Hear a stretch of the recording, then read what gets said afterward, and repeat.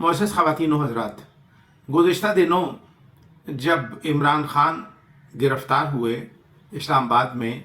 तो इस्लामाबाद में गिरफ़्तारी के बाद उनके हमनवाओं और उनके पुश्तपनाहों ने और उनके कारकुनों ने उनके ईमा पर जो पाकिस्तान में दहशत व वहशत का बाज़ार गर्म किया, वो आपके सामने है। तारीख़ के हाफ़ज़े में महफूज है और तारीख़ ऐसे दहशत गर्दों को कभी फरामोश नहीं करेगी, बल्कि कभी माफ़ नहीं करेगी। उसके बाद इमरान खान को अदलिया के हुक्म के मुताबिक आज़ादी नसीब हुई और जनाब इमरान खान साहब ने उसके बाद जो मीडिया गुफ्तगू की और पाकिस्तान के सबसे मुअज़्ज़ज़ और बेहतरीन इदारे पाक फ़ौज के ज़ैली इदारे ISPR को मुखातिब करके जो अल्फाज इस्तेमाल किए वो इलेक्ट्रॉनिक मीडिया और सोशल मीडिया पर महफूज हैं। उन्होंने ISPR को मुखातिब करते हुए ये कहा कि ISPR साहब, आपसे मैं कुछ सवाल करना चाहता हूँ। वो सवाल उन्होंने दोहराए और शर्मनाक बात यह है कि उन्होंने ये फरमाया कि तुम जब पैदा भी नहीं हुए तो मैंने इस मुल्क का वक़ार अक़वाम आलम में बुलंद किया। बहुत माफ़ी के साथ जनाब इमरान खान साहब, आपने जो बतौर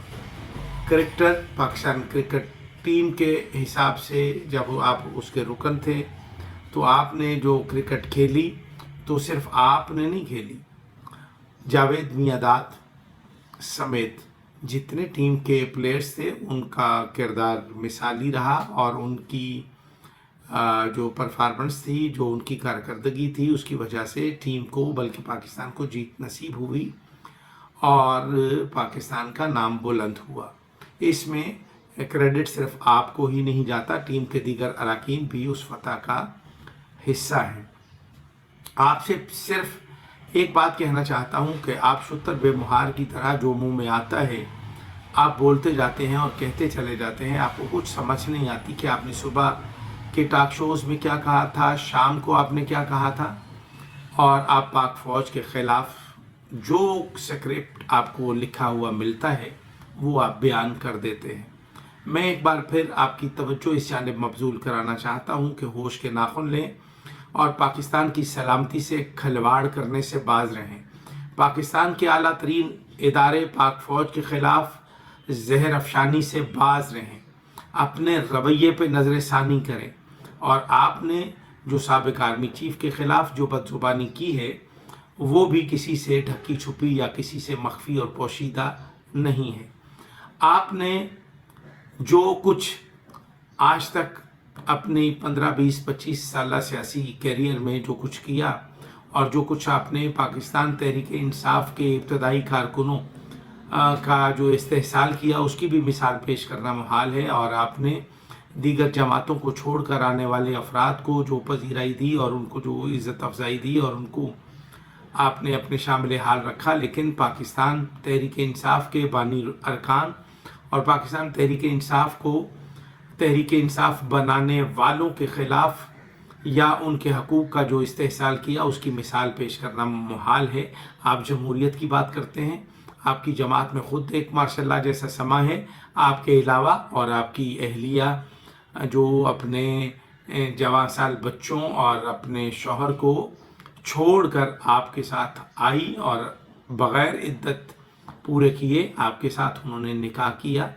जिसकी शरई हैसियत तो कोई मुफ्ती बयान कर सकते हैं, मैं तो इससे कासिर हूँ।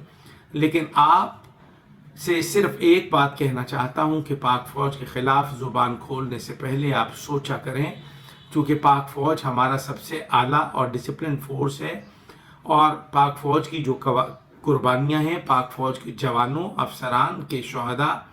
ने जो तारीख़ और दास्तान रकम की है, वो आने वाली नस्लें उसकी मकरूज़ हैं। और अगर आप पाकिस्तानी हैं तो आप पर भी ये वाजिब है कि पाकिस्तान की अफवाज और पाकिस्तान की अफवाज के शहदा की कुर्बानियों को न सिर्फ याद रखें बल्कि उनको खिराज भी पेश करें। लेकिन आप हैं कि आप हसूल इक़्तिदार भी चाहते हैं और पाक फ़ौज से पंजा आजमाई भी चाहते हैं।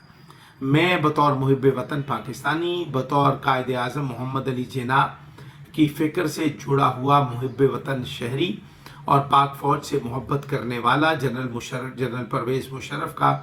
ایک جانثار اور اس کی فکر کا وارث اور اس کی گراں قدر خدمات کی وجہ سے پاک فوج سے محبت کرنے میں مشغول اور مصروف ہوں اور اپنا یہ مقدس فریضہ سمجھتا ہوں جس کی ادائیگی میں ضروری سمجھتا ہوں۔ آپ سے ایک بار پھر گزارش ہے کہ پاک فوج کے خلاف زبان درازی کرنے سے آپ باز رہیں، ورنہ آپ کا اصل چہرہ تو اب قوم کو نظر آ چکا ہے، جو آپ نے بیانیہ تبدیل کیا ہے کہ آپ کو امریکہ کے کہنے پر ہٹایا گیا، جبکہ پھر آپ حصول اقتدار کے لیے امریکن پارلیمنٹ کے اراکین کے ہاتھ جوڑتے اور پاؤں چومتے ہوئے نظر آتے ہیں۔